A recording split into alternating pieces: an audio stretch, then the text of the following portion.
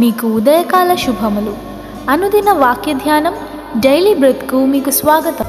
Praise the lord.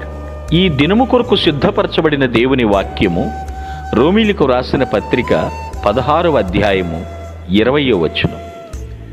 సమాధానకర్తయగు దేవుడు సాతానును మీ కాళ్ల క్రింద శీఘ్రముగా చితకత్రొక్కును. మన ప్రభువైన యేసుక్రీస్తు కృప మీకు తోడయుండును గాక. And the God of peace shall bruise Satan under your feet shortly. The grace of our Lord Jesus Christ be with you. ఆమేన్. ప్రభునందు ప్రియులారా, ముందుగా మీకు హృదయపూర్వక వందనములు తెలియచేస్తూ ఉన్నాను. ఇక్కడ పౌలు రోమా సంఘానికి ఉత్తరం రాసి ముగిస్తూ చివరి మాటల్లో ఈ పదాలను వాడాడు. దుష్టుని చేత మీరు ఇబ్బంది పడుతున్నారా? ఆ సాతానుణ్ణి మీ కాళ్ల క్రింద శీఘ్రముగా చితకు త్రొక్కించేది దేవుడున్నాడు. ఆయన సమాధానకర్త. ఎందుకని ఇక్కడ ఈ పదం వాడాల్సి వచ్చింది అంటే, అపవాది క్రియలకు బానిసలైపోయిన వారికి ఏమాత్రం సమాధానం ఉండదండి. గలిబిలి, గందరగోళం, జీవితమంతా కూడా అలాగే కొనసాగుతూ ఉంటుంది. పూర్తి కన్ఫ్యూజన్లో ఉంటారు వాళ్ళు. ఏది నిజమో ఏది అబద్ధమో తెలుసుకోలేనటువంటి దుస్థితిలో ఉన్నటువంటి వారు. కానీ ప్రభు ఇస్తున్నటువంటి అభయం ఏమిటో తెలుసా? సాతానును మీ కాళ్ల క్రింద శీఘ్రముగా చితకు త్రొక్కించుట. అప్పుడు కానీ మనకి సమాధానం రాదు. మరి ముందు మనకి సమాధానం ఇవ్వలేదా దేవుడు? ఎందుకు ఇవ్వలేదు? ఇచ్చాడు. సరైన సమాధానమే ఇచ్చాడు. కానీ మనిషి మరలా ఆ సమాధానాన్ని పోగొట్టుకుంటున్నాడు. ఇహలోక విషయాలను చూసినప్పుడు, ఇచ్చికపు మాటలు అందుకుంటున్నప్పుడు, ఇదేదో చాలా బాగుంది, కాసేపే కదా, కాసేపు సరదాగా మాట్లాడుకుందాం, కాసేపే కదా సరదా, ఆ కాసేపు సాతాను కాడి క్రిందకు వెళ్ళిపోతున్నాడు. కనుక దేవుడిచ్చిన సమాధానాన్ని కోల్పోవలసి వస్తుంది. దుర్బోధలు వింటున్నాడు. అబద్ధ బోధకులు వెనక ఉండి ప్రేరేపించేది ఎవరు? అపవాదే, సాతానుడే. చెవులకు వినసొంపైన బోధ వింటే చాలు అనుకుంటారు. దాన్ని హృదయాన్ని కడిగేసే బోధ నాకు వద్దు అనుకుంటున్నారు చాలామంది. అందువలన అపవాది కాడి క్రిందకు వెళ్ళిపోతున్నారు.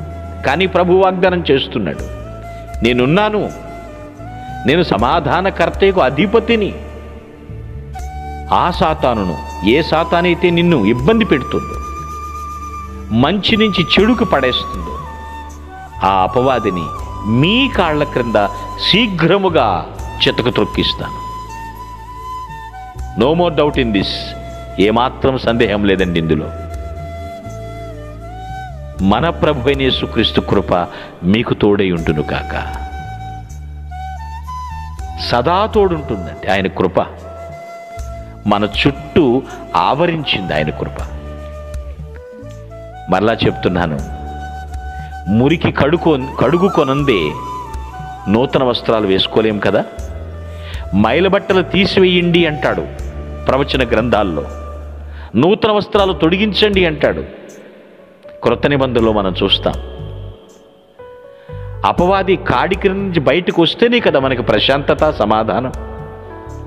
రావాలి అంటే ఇదిగో నేను ఫలానా స్థలంలో ఉన్నాను అని నీవు గుర్తించగలగాలి. లేకపోతే బయటికి రాలేవు.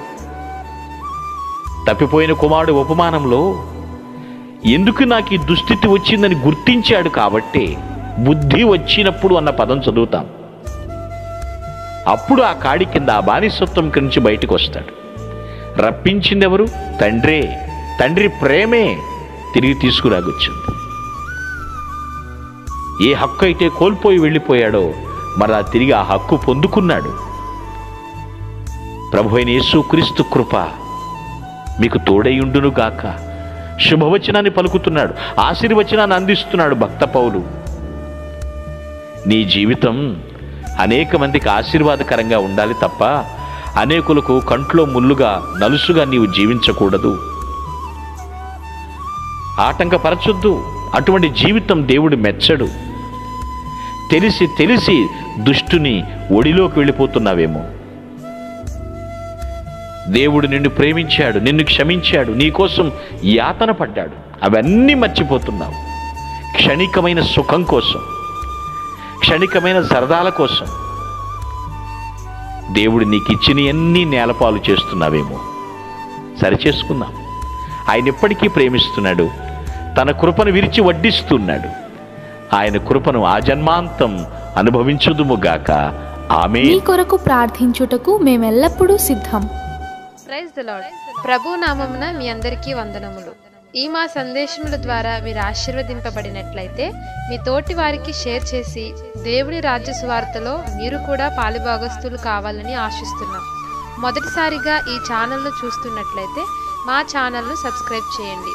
వీడియోలు నోటిఫికేషన్ రూపంలో పొందుటకు బెల్ బటన్ని ప్రెస్ చేయండి. God bless you.